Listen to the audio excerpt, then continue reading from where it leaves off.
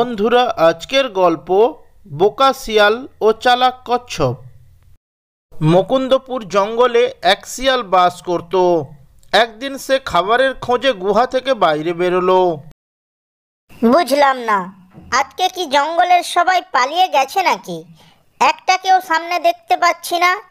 এত ক্ষুধা লেগেছে যে সামনে যদি একটা পিঁপড়েকেও দেখতে পেতাম, তাকেও রান্না করে খেয়ে ফেলতাম। এই বলে শিয়ালটি হেঁটে হেঁটে শিকারের খোঁজ করতে লাগলো। আর এদিকে একটি পুকুর পাড়ে একটি কচ্ছপ কিছু মাছ শিকার করে বলতে লাগলো, মাছ আমার মাছ, এই মাছ খাওয়া থেকে আজকে আমাকে কেউ ঠেকাতে পারবে না। আমি এই মাছগুলো খুব মজা করে খাবো। ও তাই নাকি? আমিও তোমাকে ঠেকাতে পারবো না? দারুণ দারুণ। কিন্তু আমি যে তোমাকে এখন খাবো, আমাকে ঠেকাবে কে? ওই কচ্ছপটা ছিল খুবই বুদ্ধিমান ও চালাক।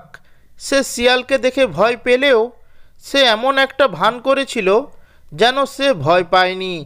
এদিকে শিয়ালটি বলতে লাগলো, তুমি তো খুবই ছোট, কিন্তু ক্ষুধার সময় ছোট বড় দেখলে হবে না।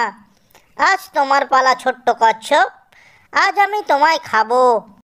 শিয়ালের এমন কথা শুনে ছোট্ট কচ্ছপটি বুদ্ধি করে বলতে লাগলো, একটু দাঁড়াও, তুমি কি সত্যি এতটা বোকা? একটা ছোট্ট কচ্ছপকে খেয়ে তোমার কি পেট ভরবে? মানে তুমি এত বড় আর আমি তোমার কাছে এতটা ছোট। তুমি আমাকে বোকা বলছো? আমি হলাম জঙ্গলের রাজা।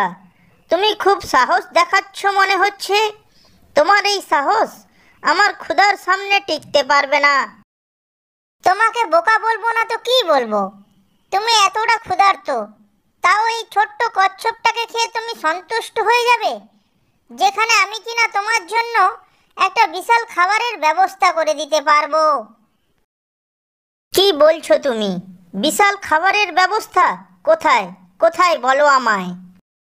জঙ্গলের শেষ প্রান্তে যে পাহাড়টা আছে, তার গুহার ভেতরে এত খাবার আছে যে তুমি সারা বছর খেয়েও শেষ করতে পারবে না, আর শিকার করারও কোনো দরকার নেই। তুমি কি আমাকে বোকা বানানোর চেষ্টা করছো নাকি? বোকা বানাবো আমি? তাও তোমার মতো শক্তিশালী প্রাণীকে? আমি তো একটা নিরীহ কচ্ছপ, আমি তোমায় কিভাবে বোকা বানাতে পারি? যদি সত্যি হয় তাহলে আমার জন্য খুবই ভালো হবে। আচ্ছা ঠিক আছে, তুমি আমাকে ওই গুহার কাছে নিয়ে চলো।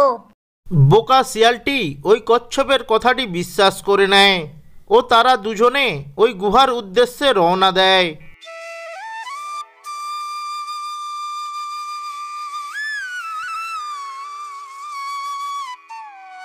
শোনো কচ্ছপ, তুমি যদি মিথ্যে বলে থাকো আর আমি যদি গুহার ভেতরে কোনো খাবার না পাই, তাহলে কিন্তু আমি তোমায় মেরে খেয়ে ফেলবো।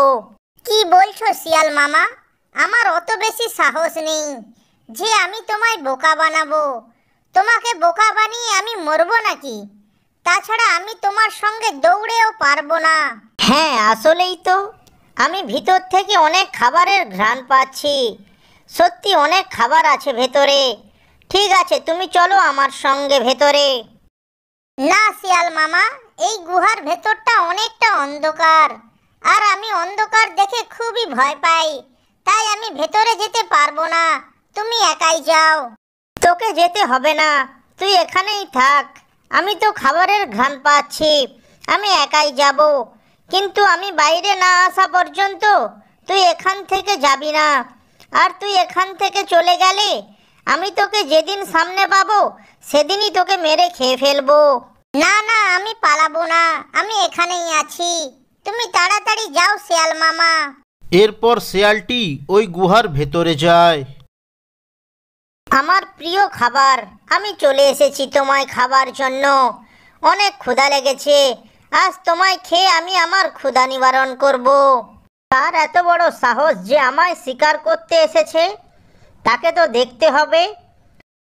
আরে শিয়াল, তোর এত বড় সাহস যে তুই আমায় শিকার করতে এসেছিস? তোর আজকে শেষ দিন। সিংহ মহারাজ, আমি জানতাম না যে এটা আপনার গুহা। তুই কি মনে করেছিলি এটা তোর গুহা? আজ তোর কোনো রেহাই নেই। আজ তুই আমায় শিকার করতে এসেছিলি তাই না? আজ আমি তোকে শিকার বানিয়ে খেয়ে ফেলবো। এরপর সিংহটি শেয়ালটিকে মেরে ফেলে। ভিডিওটি যদি ভালো লেগে থাকে তাহলে ভিডিওটিতে একটি লাইক করে চ্যানেলটি সাবস্ক্রাইব করবেন। ধন্যবাদ।